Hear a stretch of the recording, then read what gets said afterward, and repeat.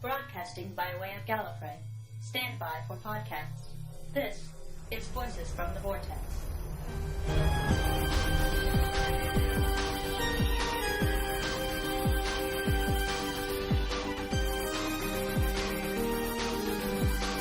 Voices from the Vortex Review, Series 8, Episode 2, Into the Dalek.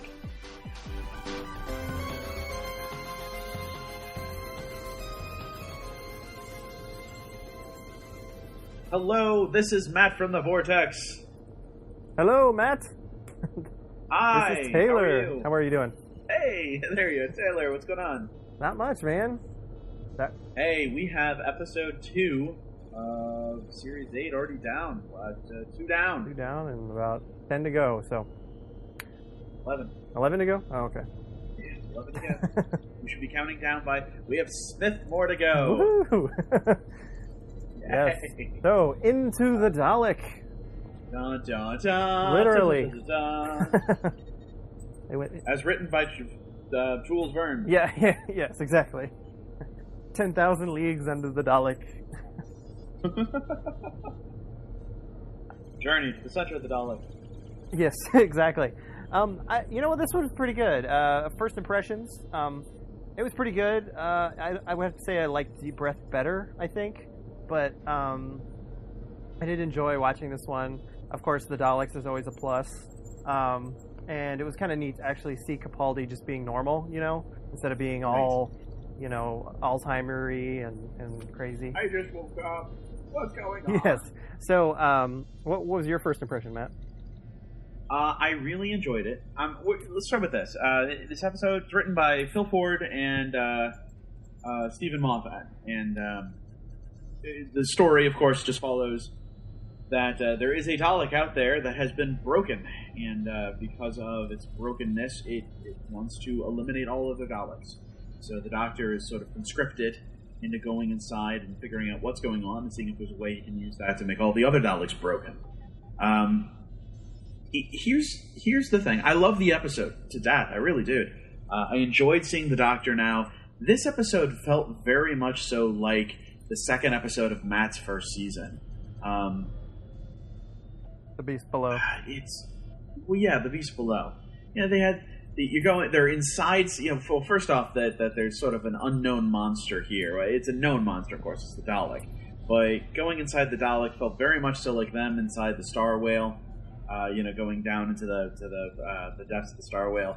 The whole thing with them going into the refuse pit and getting gunned up. Oh, yeah, all just slimy. Like Matt had done with, I don't know, there were a lot of parallels, a lot of similarities. I love this episode for its strengths. So let's talk about that first, I guess. The strengths from this episode: A, some fantastic acting by Capaldi. Yes, absolutely, some of the best doctory stuff I've seen in a very long time. This episode was very serious. There was a few jokes, but it was mostly really, really serious as compared to the last one. You know, we had Strax being hilarious, and then all sorts of a dinosaur, and all sorts of other funny things. And this one was super serial. Super serial. Well, I enjoyed. I did like the serious nature of it, and I'll tell you what, it's nice to get back down to business. You know, we had a season, and it was broken up into 2 parts, and then we had the 50th, and then we had Time of the Doctor, and then we had such a long wait for this. And Deep Breath was never going to be, you know, this explosive Doctor Who episode. It was going to be the first episode of a new season. So we always had sort of this. Like, okay, what? It's this cushion period that's been going on since the end of season 7. You know, since the Name of the Doctor, this cushion where it's great, but it's just not been Doctor Who. Yeah. It's not just been like, okay, now let's do some episodes, and we get right to it. We get right to the Daleks in this one. It is just out of the gate. Hey, Daleks here. Let's face off against them. Let's do some Doctor Who stuff again. Let's see what the Doctor's up to today. I will say, I'm still not convinced with Capaldi. I don't trust him. I can see. Unlike Matt, that. who right off the bat I trust that, I don't trust this guy. Yeah, I can see that definitely.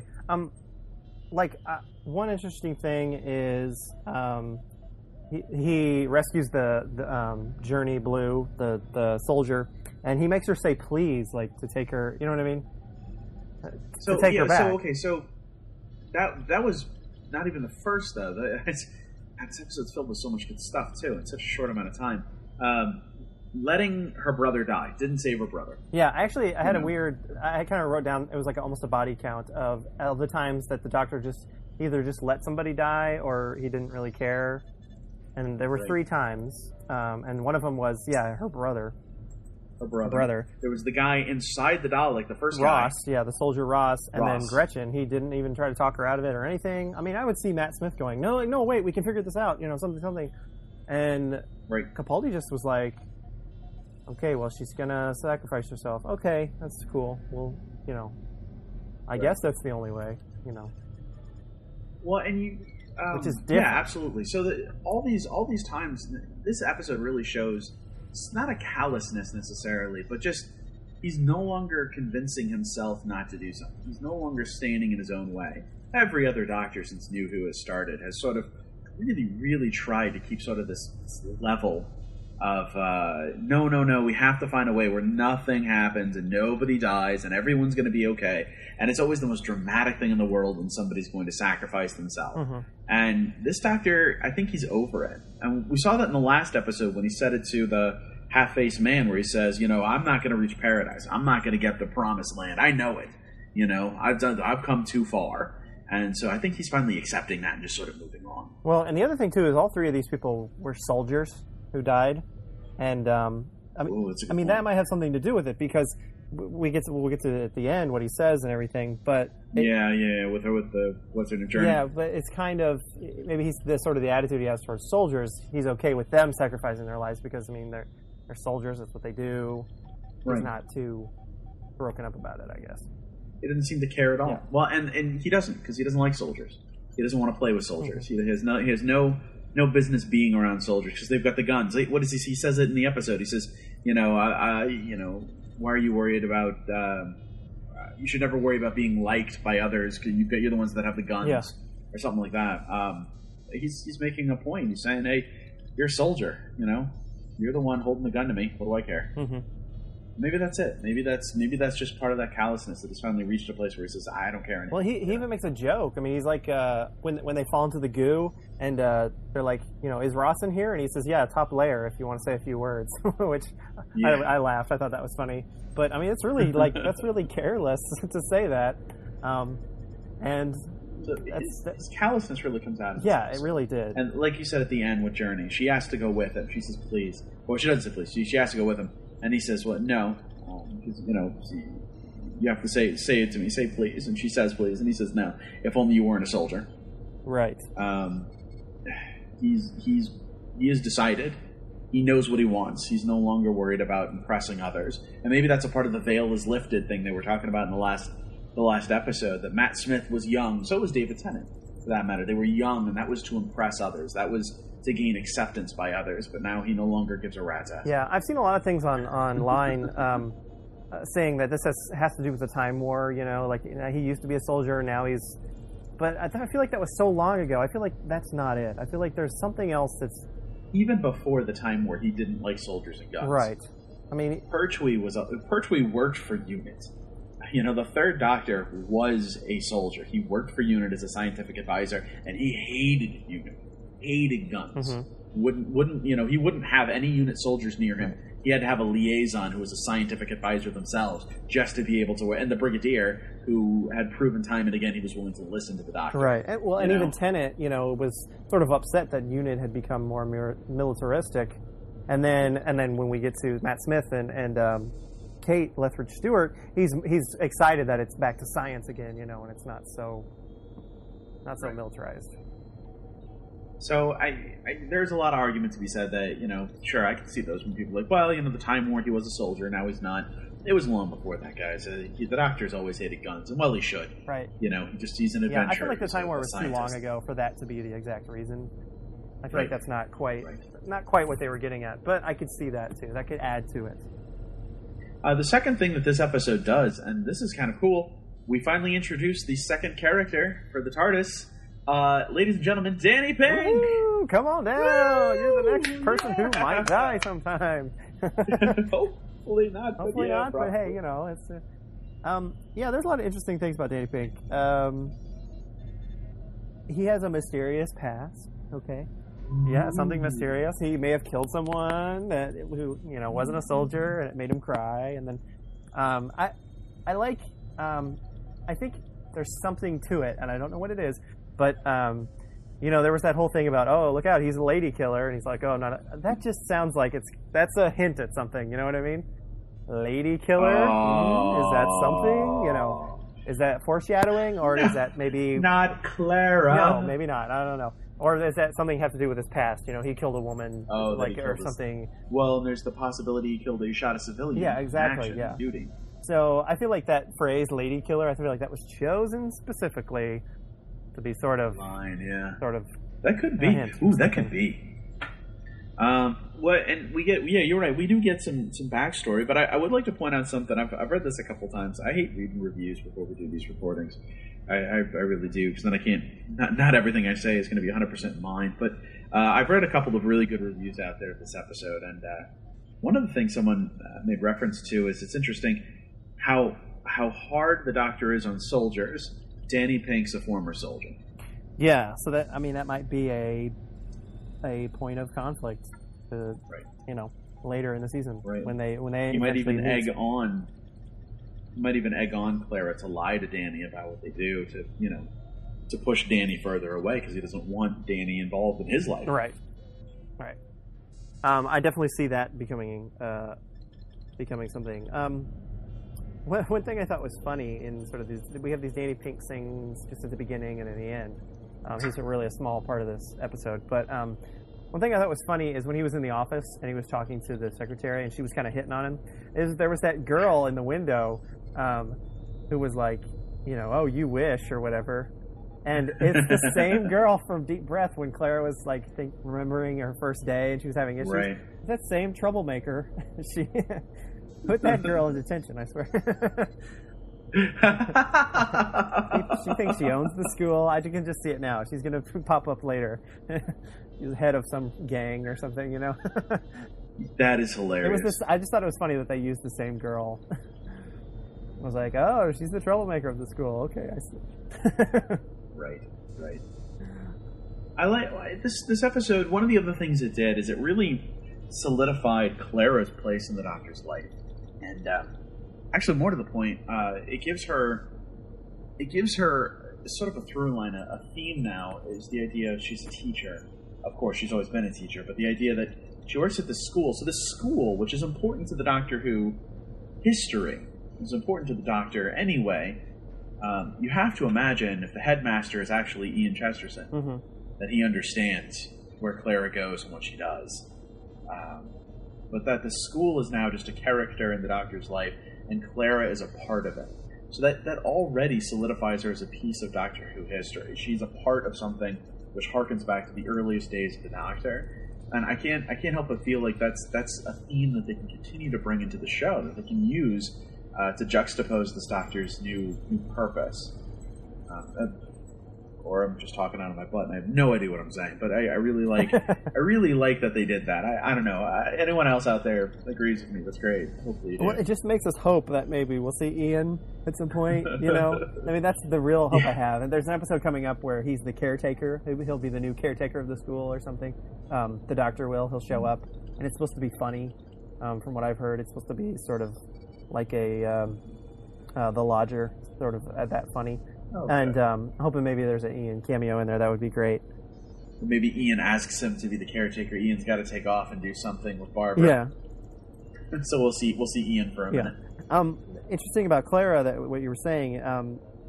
There one quote in here from her I loved was, she says, "You're not my boss. You're one of my hobbies," which is it made me laugh, and it's a great sort of idea of that. Is usually they're following the Doctor around, and Clara at this point is just like, oh, you're just one of my hobbies. You're something I do on the side.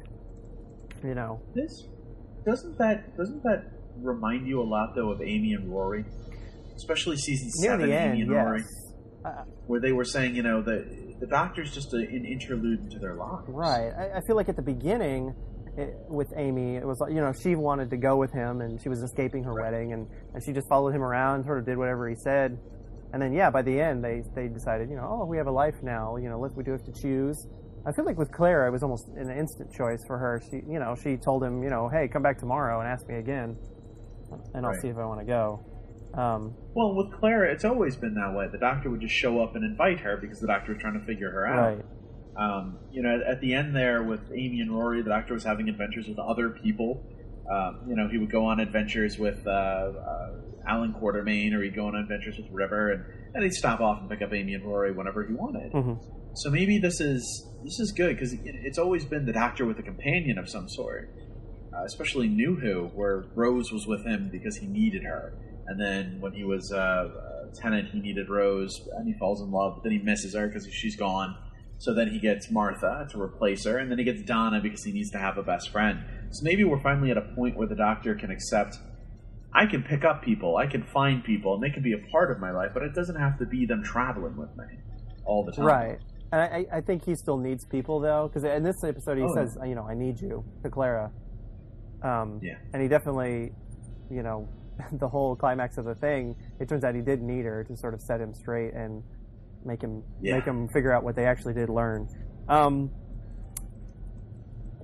to say something about the Daleks, and it's kind of been bugging me. Is I feel like Moffat has made the Daleks less important, and which is okay, because it's okay at one point, but at another point I'm like, I liked when they had schemes, I feel like this one, there was no Dalek scheme and some plan, and the Doctor had to thwart it. It was just like there was an army of Daleks, they were there, and then there was the one Dalek. Well, with Russell T Davies, it was always like it was like, oh, the Daleks again. It became a thing, and it became like, well, it's good that they didn't do it, but now I kind of miss that a little bit. I miss the Daleks being sort of. I have a huge problem. I have a huge problem with Moffat at the moment. One thing, and 100% this episode shows it. We're gonna talk about this now. It has to do with the Daleks, and here's how it goes. The Russell T Davies era, the Daleks they were always the crux. That was always like, the Daleks are returning. The Daleks are returning, and that was because they were trying to survive themselves. Davies era Doctor Who was all about the Doctors just trying to survive. And everything is about survival. The Master comes back, he's the last of his race too, and they have to survive together. The Daleks come back and then they die out. They come back again and they die out. They come back again and they die out. And they're just trying to survive. Once we got to Moffat turned it on its head. And everything up until Time of the Doctor suddenly makes sense with Time of the Doctor. The Daleks were scheming all throughout Matt Smith's run. The Daleks were scheming. From the Time of the Doctor on, the Daleks were scheming at the end of at the Time of the Doctor at Trenzalore. They are the ones that went back in time and corralled all the villains together to do the Pandorica, to stop the Doctor from making the cracks. They're the ones who were just bombarding this planet, Trenzalore, to stop the Doctor from bringing the Time Lords back. They were scheming. Here's my problem. The Daleks aren't scary. They aren't scary. They aren't. It's. I see a Dalek episode, and I don't go, "Ooh, how is this going to be a good Dalek episode?" I go, "Oh, okay. The Daleks are in this episode. The Doctor's going to beat them. He's going to move on. They're done. Exactly. We're not seeing anything next." Here's what Moffat has done. He has broken it down to where the Daleks no longer are a threat. They're just there. They're a piece of Doctor Who. So if the Doctor just happens to do an episode and there's a Dalek in it, there's a Dalek in it. What we need now, we need the Daleks to win. We need their schemes to pay off. They have to become a threat. Time of the Doctor is a perfect example. Or not Time of the Doctor. Victory of the Daleks is a perfect example. In the Victory of the Daleks win because they played the Doctor against himself. They gave them another threat, and then they hightailed it. Well, that's the thing. And that's makes the them last scary. one where the Daleks have actually had a scheme. They had a plan. Oh, we need him to say we're the Daleks, and then we'll be able to use the whatever to make more Daleks. In the last two Dalek stories, Asylum of the Daleks and this one, the Daleks were just there, and they were like friendly. They were like, "We need your help." This one's like, "I need your help. I'm broken." And then the other in Asylum, the Daleks like, "We need your help. We need you to go down there." Right, but you're missing the overall point of Smith's run. The Daleks were in charge of setting up the deal with the Pandorica. Their great scheme was getting all the villains to work together to capture Matt Smith, to capture the Doctor, so he could never reach Trenzalore, so he could never create the cracks in time. What? They were also the ones who were basically the ones invading Trenzalore at the very end. Mm-hmm. They were the only ones left. Yeah, they were scheming through time. They were doing as much as they could to stop the Doctor from getting to that moment. Asylum of the Daleks was a side story. It was while they're in the middle of this plan to kill the Doctor or stop the Doctor, they kind of needed the Doctor's help because there was something they couldn't get done. And, this one in particular, it wasn't the Daleks that did it. It was one Dalek. A broken Dalek was asking for help, and the Doctor just happened to be in the area. Now, you talk about schemes and plans. Why was that Dalek fleet there? Why were they at that planet? Well, exactly. What are they doing? Explain that. That's what I'm saying. Exactly. That's what I'm saying is, okay, season 4 you had Davros and you had the reality bomb, and they were stealing the planets, and then in the season 1 you had the satellite and with the TV shows and all that.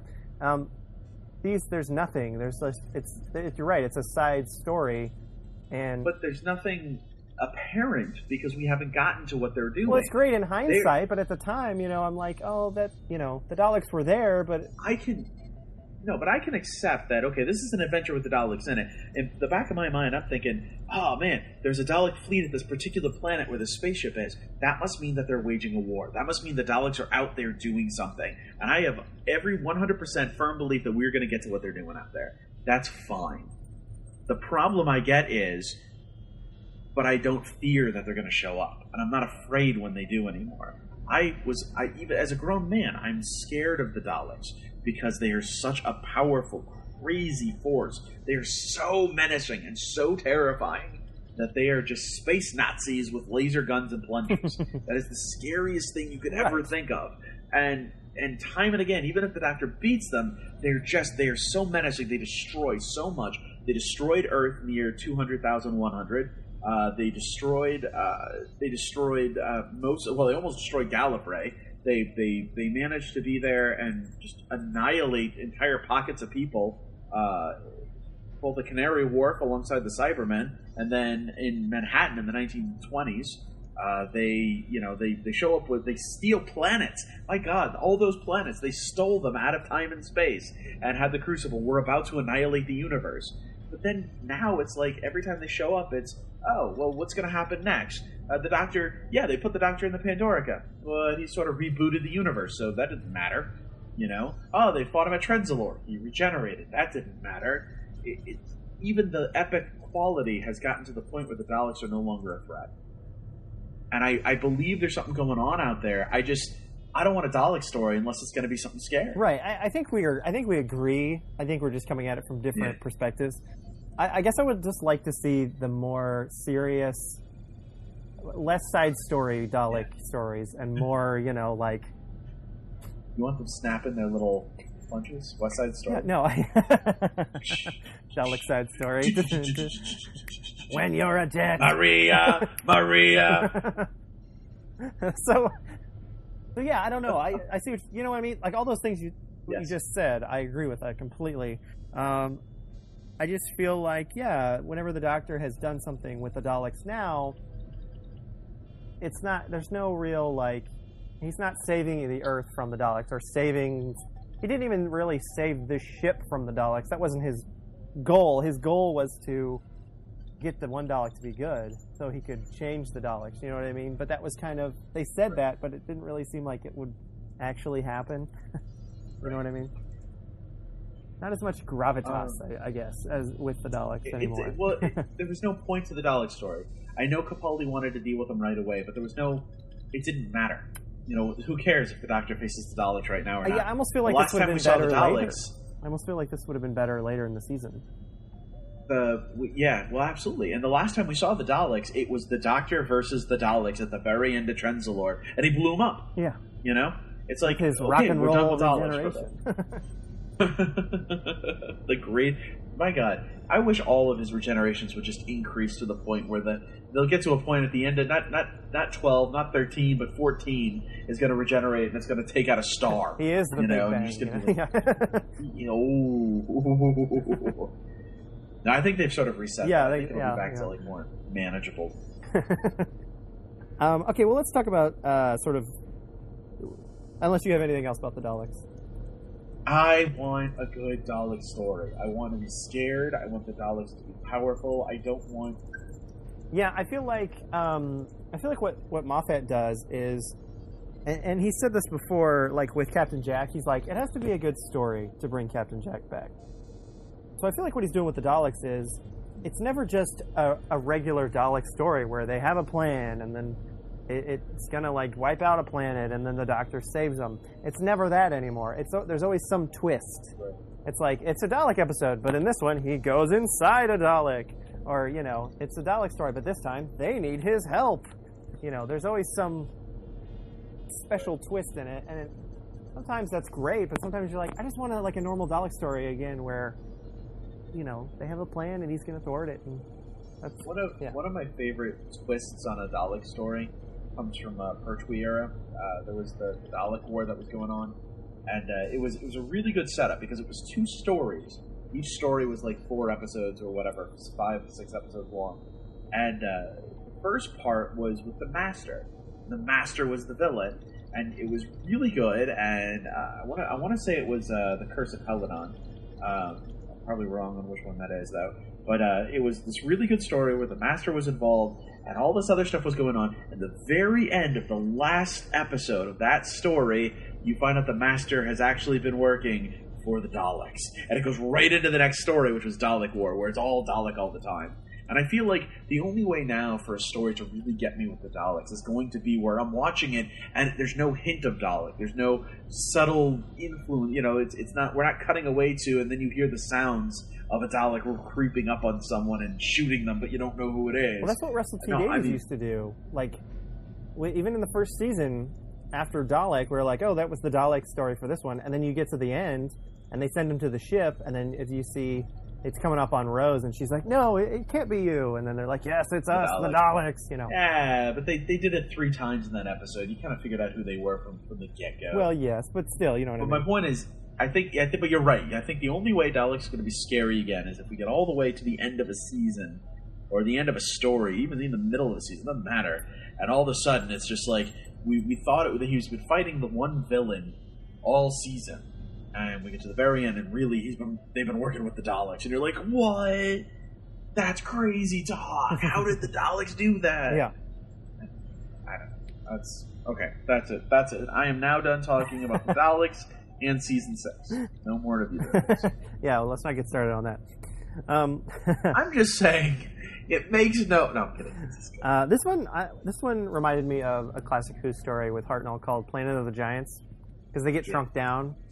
I thought that was interesting. I was just saying that. I was like, they need to do something like that again. And then what do? They did it. They shrunk them down. And one part that was really classic Who to me was when they stepped right into the ice dock at first, and they were in that sort of weird, like everything was in slow motion, and it was all warbly. Yeah. It seemed like they were just doing that. That seemed like one of those things in old shows where like, well, hey, we have this new effect. Let's use it and show them the warbly effect. So that I was like, oh, that's like a classic Who thing. Like, it's supposed to make the kids at home go, oh, cool, they're walking through the ice. Yeah. So that was pretty neat. Yeah, that was cool. It felt very much like the first time any of the characters went through the Stargate on the movie Stargate. Yeah. It was very like, what's on the other side? How's this gonna work? Isn't it just glass? And then they're like, blub, blub, blub, blub, blub, swimming through an ice dock. Blub, blub, blub, blub, blub. Right. So we also have like a new Dalek thing in this, which is the antibodies. I feel like that's another thing Moffat does too. Is he never just has the Daleks? There's always like a new thing. So like there's what was it called? Regenerator. The Progenitor, and then the Progenitor, yeah, the Nano Cloud in the other one, where the ice stalk comes out of the head. Right. Like, that was like a new thing that you had to look out for, the Dalek puppets, And then this was another Right. new thing. It was like, oh no, there's antibodies, which kind of reminded me of the Cybermats too. Yeah. It's like they're Dalek things, but they're Cyberman things, but they're really not. They're just a little other thing you got to look out for. I like. Well, did anyone else feel like antibodies? And I was like, in my head, as soon as he said antibodies, I was like, oh, you mean like on the robot piloted by tiny people? Oh, the Tesselecta. On the Tesselecta. Oh, that would have been great. Callback, yeah. This would have been the greatest. If they had shown up as the antibodies, I would have laughed so hard. Please hold still, or your death. You will feel a tingling sensation, then death. These were great. So let's talk about the end, or not really the end, but the part where he goes up into his whole plan at the end. Right. So the Dalek solved at one point, because of his radiation leak he had in him, opened his mind, and he was able to see this. He was able to think differently after he saw this star being born. He's like, resistance to life is futile, so, all the Daleks they're bad, we should just stop, and I'm going to kill all the Daleks. So he has this plan he sends Clara up, and she crawls through, and she turns on all the memories back on, and then he plugs his own mind into the Dalek to show him the beauty of the universe. I guess that was his plan. He wanted to show. I think he wanted to show him all the things he had seen, which convinced him to continue to move forward and to venerate life. Yeah, but it backfires horribly. Yeah, horribly, because he sees hatred. And then the doctor's like, what? And then no, stop that! Don't do that. So he's still like a good Dalek. He still wants to destroy all the Daleks. I guess I didn't quite understand, because he still killed all those Daleks, Yeah. And then because he sees in the Doctor's mind, he sees hatred. Because you got to remember, a Dalek is born of hatred. It only knows hatred, but it only understands hatred towards all of the life, because that's what it's built to know. Yeah. The Doctor showed him a greater form of hatred. The truth is that the Doctor is the perfect kind of Dalek. Yeah. Because he hates the Daleks so much, and his hatred for the Daleks has caused them to die hundreds of times. So I feel like what the Daleks saw was the Doctor's hatred, and it understood that I don't just have to hate indiscriminately. I can hate us, because it was a more powerful form of hate than the Doctor or the Dalek had ever felt. Here's my thing: who cares? Like, the Dalek just like, okay, now I want to kill the Dalek. I'm sorry. You're one broken down Dalek. Like, you're not going to get far. You're going to get back to your mothership and be like, do, I'm a Dalek. I'm just going to get some tea to murder, exterminate my Dalek friends. And they're just going to be like, what? And shoot him. And he's done. Yeah, that's what I was thinking. Because he left, and he's like, I'm going to go with them. And I'm like, okay, so he's going to go to the ship, try to kill as many Daleks as possible before they destroy him, and that's it. Just before he left, though, like, he turned to look at the Doctor, who's really far away. The Doctor leaves. He sees Clara leave, and then he starts moving. And in my head, all I can imagine is that he's, like, looking over there, like, peace out. See Chris down. I miss you. I don't know. It's goofy, and it's like, I don't care if there's one Dalek out there that wants to kill other Daleks. It's still a freaking Dalek. It's still evil. It still hates. It just thinks it can focus its hatred on other Daleks now. It's not going to change other Daleks. That's not going to matter. So, I don't know. It felt like, what's the end result of this episode? The Doctor learned a lesson? Yeah, like nothing really happened. That's what I'm saying with these Dalek episodes. Nothing really happens. You know what I mean? But now the Daleks have antibodies, and that's going to be super important in 17 and a half seasons when the Doctor returns to Trenzalore. And as not Capaldi, but 3 more people after him. Right. And the Dalek antibodies, turns out, are actually the Time Lords from the end of time, come back in time to be inside Daleks. One thing I do... One thing about this episode, though, is they threw in, like, Dalek battles, like just for no reason. You know what I mean? To just say, hey, it's a Dalek episode. Look, they're shooting them and they turn into skeletons. And actually, one of my favorite things is hearing the Daleks scream. That's one of my favorite things, just because it's that that regulated voice, that modulating thing, and then it's like, I just love it. It cracks me up every time. You almost think that maybe someone's like turned the volume up on a Dalek too much, and then like someone should just walk over like, hey, hang on, wait a minute, and like turns it down a little, and then the Dalek just very quietly goes, thank you, I really needed some help with that. Exterminate. Yeah. The other thing that bugged me too during the battles was, okay, look, I've only seen a little bit of Classic Who, but I've seen all the new Who, and in the new Who, they say, shoot the eye stalk, shoot the eye stalk. Nobody was aiming for eye stalks, okay? And it really bugged me. I was like, go for the eye stalks, what are you doing? Now, hold on. I mean, come on. on. Hold on. Back up a sec. Hold on. And don't you dare say that's your problem with this episode. No. Because I swear to God, I will reach through the computer. No. Okay. Shooting the eye stalk does absolutely nothing. It has always done absolutely nothing. There is no point in old Who where shooting the eye stalk worked, okay? And I say it like this. The first time we heard it in New Who, shoot the eye stalk, the first person to say it was Jack Harkness. And he was saying it to all the people who were trying to defend the satellite of love up there. And he was saying it to them because he was trying to give them hope. Because he knew they were all about to die. It would blind them, though, right? Wouldn't it? No, why would it blind them? Because It's if you just a sensor. destroy the eye stalk, I don't know.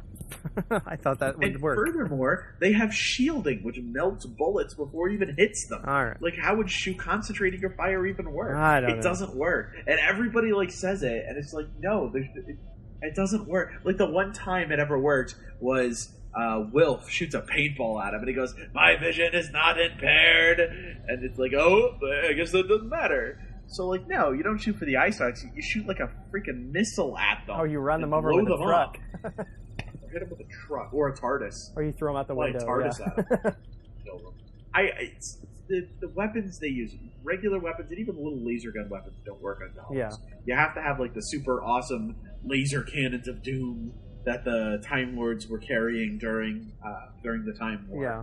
Apparently that's the only thing which could hit them, and most of the time they were shooting them out of gigantic sitting cannons as if they were some sort of anti-aircraft weaponry.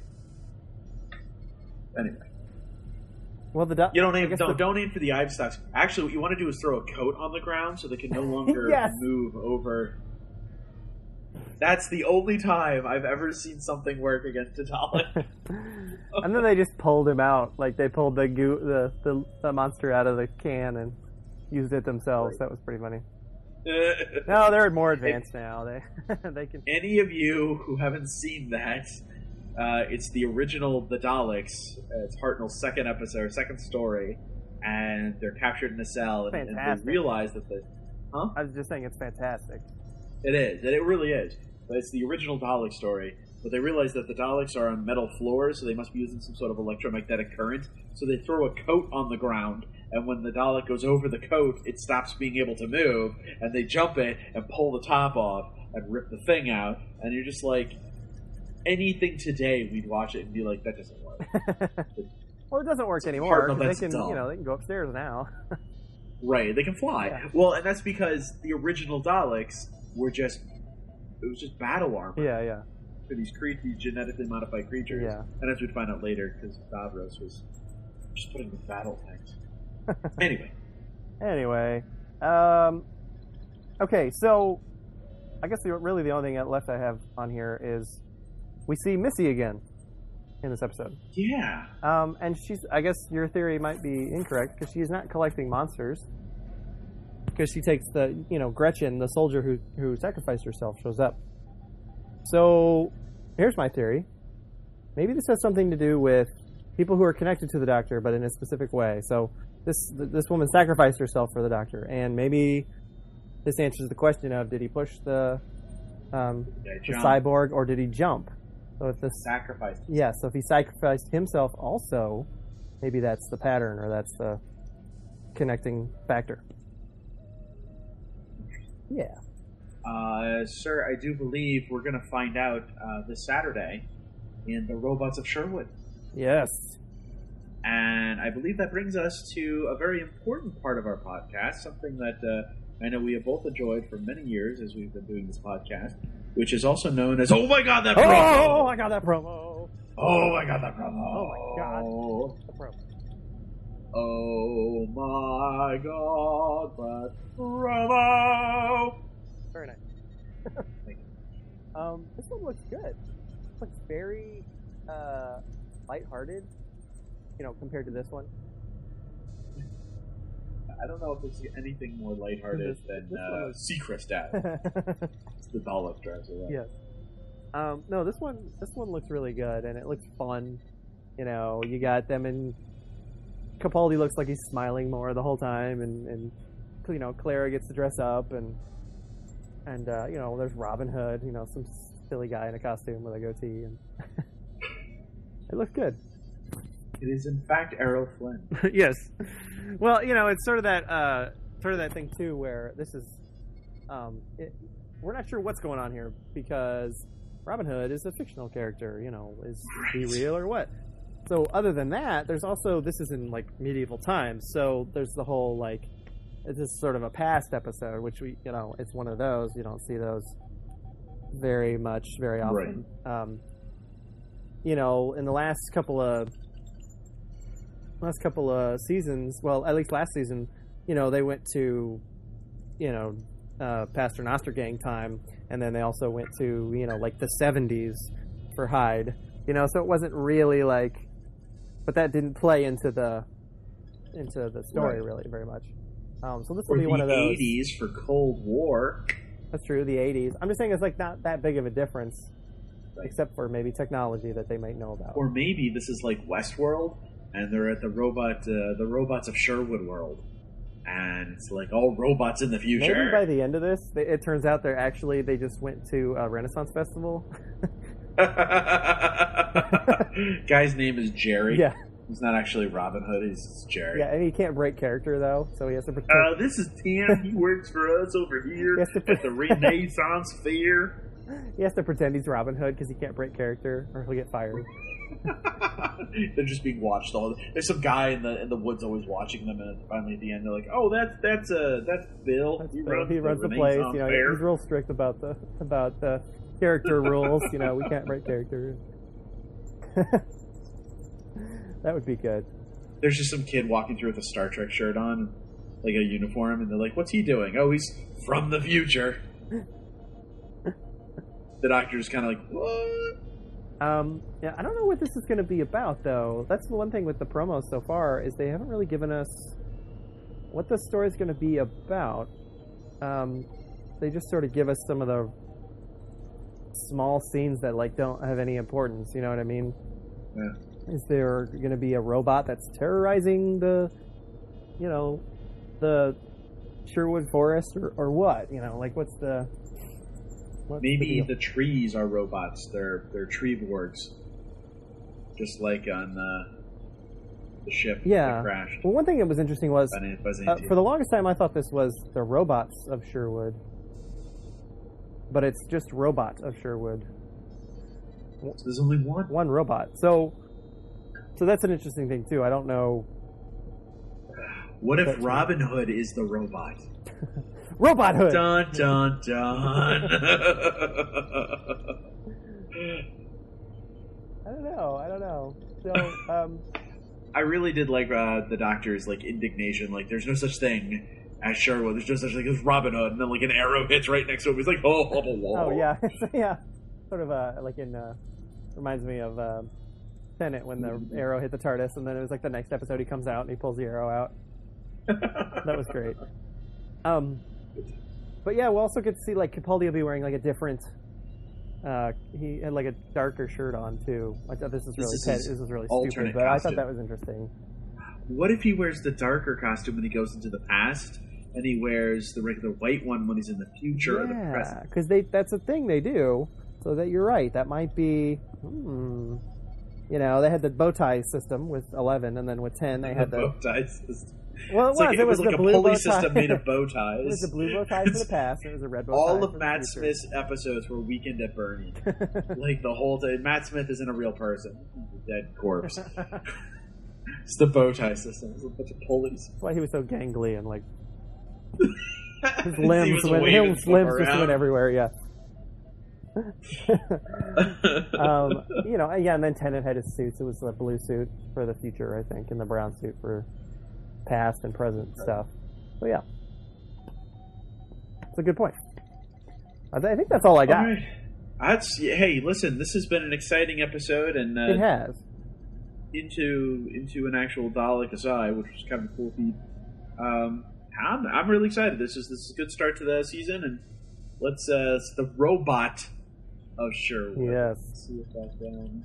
And again, just to reiterate, I liked this episode. I really did. Final thoughts. I really liked this episode. I just feel like I miss some of the other stuff that they used to do.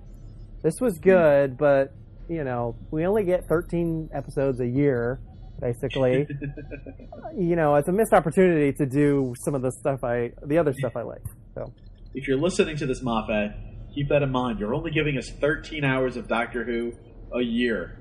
Stop screwing it up. And we really can't blame skipping Moffat out on this good one episode. either. Phil Ford wrote this episode. Phil Ford, yeah, the other writer. So, I'm sure Moffat goes, oh, this will be good, but, Phil Ford wrote it, and, I make fun, but it's true that it was a good episode. It was a fun from here to there. It introduced Danny Pink, which I think is great, and I really like his role. We got to see a side of Dalek we've never seen before inside. Yeah. And that's the thing, too, is you have to do something different. Otherwise, it's going to get stale. I feel like by the last time, it was interesting because Davros was there, but I feel like it was the last time, it's like, oh, it's the Daleks again, it was kind of getting a little old. And then so Moffat changed it up a little bit. But now I feel like it's okay. It's time to go back to maybe that, you can go back to that formula for a little bit, and then, yeah. Well, and he always said, as soon as he took over, he said, after Victory of the Daleks, it was always going to feel like the Daleks were doing stuff in the background. Like they were just a constant threat, a constant presence. And this really kind of proves it, that we don't know why they were there, why they were chasing that ship, but they're out there in the universe doing something, and the Doctor just happens to wander in. And the nice part about that is he can bring back other things to be the main threat. Pandorica, that was a whole new thing we never heard of, and then you get to, and then you have the Silence as a new thing, and then last season it was he brought back the Great Intelligence was the big baddie for that season. So that's great. You can be more versatile that way. Indeed. Yeah. Hey guys, thanks for listening to the podcast. Yeah, thanks a lot. Hey, you're gonna enjoy this. This is if you're listening to this the day it came out, you listen to it on a Friday. Then tomorrow is a brand new podcast. So if you're listening to this any day other than Friday, hey, there's some other stuff to listen to. Don't forget. Yes, September 6th, Saturday, our new and improved monthly podcast will be coming out. Voices from the Vortex enters in a whole new realm of awesome and epicness. And if you're so inclined, tell a friend. Yes, we got lots of fun stuff. We got some news, we got some skits and stuff that'll be fun, and we're going to be reviewing classic episodes on those. So it's gonna be good times, guys. So listen, thank you. In. Thank you for listening, and peace out, Girl Scouts. Bye, guys. Bye-bye.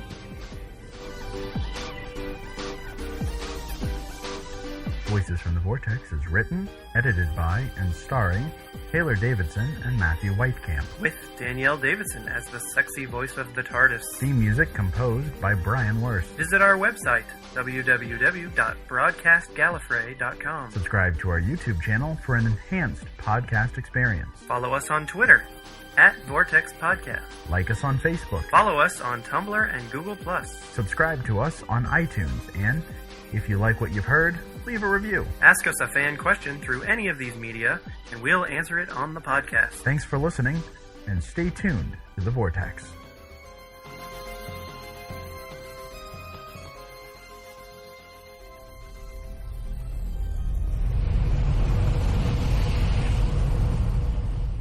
End of transmission.